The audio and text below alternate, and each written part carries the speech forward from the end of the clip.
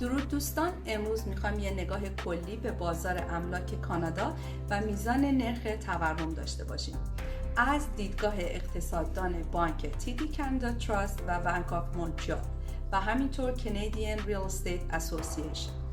بر اساس گزارشات جدید املاک و مستقلات کانادا در ماه اکتبر، فروش کمتر، تعداد بیشتر املاک در بازار و راکد بودن بازار مسکن امسال ما رو خیلی زودتر از حالت عادی به خواب زمستونی فرو برده و بر اساس داده های کریا تعداد خونه هایی که در سیستم MLS به فروش رسیده نسبت به ماه قبل 5.6% افت داشته، در حالی که ما هنوز در ماه نوامبر به سر میبریم و بازار بایرز مارکت هست و خریداران ما فرصت‌های طلایی برای گرفتن دیل‌های خوبی رو دارن، ولی به نظر میرسه که خریداران خونه هم تمایل و رغبت چندانی به خرید در حال حاضر ندارن و اونا هم ظاهراً به خواب زمستانی فرو رفتن. اعداد و ارقام اکتبر همچنین نشون میده که برخی از فروشنده ها هم ممکنه برنامه‌های خودشون رو تا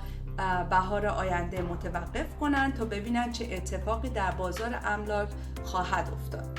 و آخرین نمودارها نشون میده که کندی معمول بازار مسکن زمستان امسال داره زودتر از حالت عادی اتفاق میفته. هرچند اصولاً ما در ماه اکتبر ماه خیلی قدرتمندی برای بازار مسکن نداریم و در شرایط عادی همونطور که میدونین فعالیت در بازار مسکن در بهار و تابستون افزایش پیدا میکنه، در پاییز رو به کاهش میره و در زمستان به مراتب کندتر میشه. بر اساس گفته آقای ریشی سانتی، اقتصاددان بانک TD Canada Trust، حتی با این روند فصلی حجم فروش خونه در طول ماه اکتبر امسال 17% کمتر از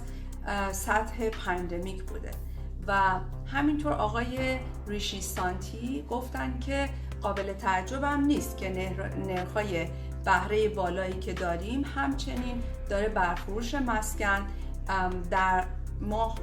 ماه گذشته که اکتبر بوده تاثیر خیلی بسزایی داشته و اضافه کرد که بر اساس گزارش سرانه میزان فروش در سطح 20 سال پیش ثبت شد. کاهش ناشی از فعالیت در بزرگترین شهرهای کانادا بوده.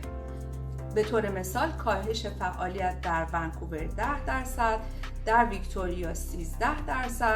کلگری 9%، اتاوا 11%، تورنتو 5% و میتونیم بگیم مونتریال 10% بوده که اگه بر اساس همین گزارش ها بخوایم نگاه کنیم ما در آنتریو و بریتیش کلمبیا در بایرز مارکت داریم به سر میبریم و نسبت فروش در حال حاضر به پایین ترین حد خودش از سال 2008 تا کنون رسیده و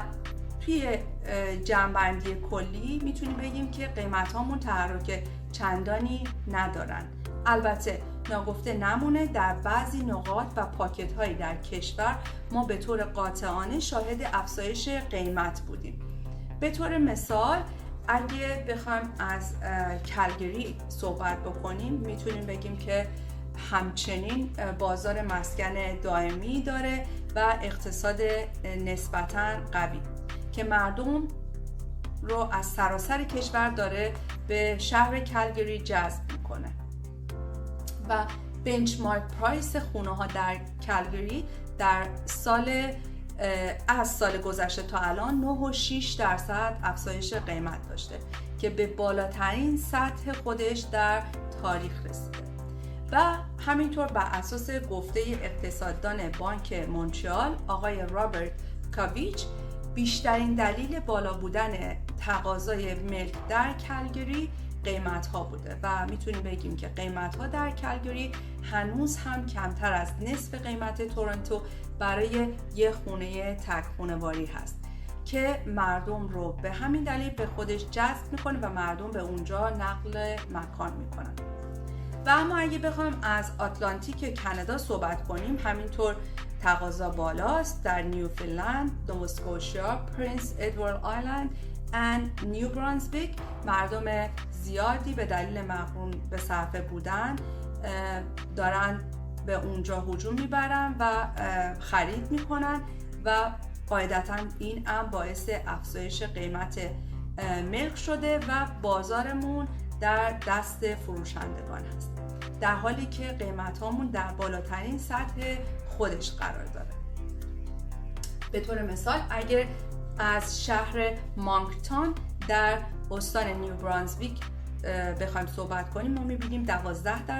افزایش قیمت داشتیم و یا همینطور اگه بخوایم به هالیفکس اشاره کنیم، ما میبینیم 9%. هالیفکس در نواسکوشیاست که 9% افزایش قیمت داشتیم. و اما در تورنتو بزرگ ما شاهد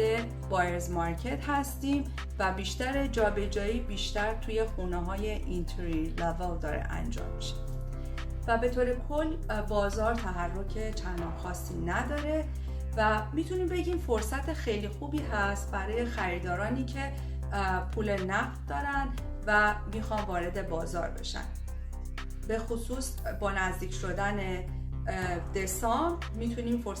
میتونید فرصت‌های خیلی خوبی برای خرید داشته باشید. همینطور آقای رابرت کاویچیچ میگن که تورم از 3.8% به 3.1% کاهش پیدا کرده و ما به احتمال خیلی زیاد کاهش نرخ بهره رو در کوارتر 3 و 4 خواهیم داشت که حدوداً 6 تا 8 ماه دیگه این اتفاق احتمالاً بیفته. به هر حال دوستان عزیز، اگه قصد خرید خونه‌های تدشین شده بسیار تمیز با بیسمنت تکمیل شده، قابل اجاره و ورودی مجزا و دنبال قیمت مناسب هستید، لطفاً با ما تماس بگیرید که این نوع ملک ها رو به شما معرفی کنیم. لطفاً ما رو لایک و فالو کنید. از ساپورت شما هم بسیار سپاسگزارم. شماره تماس من هست 416 799 11 11. روز و شبتون خوش. Have a good bye.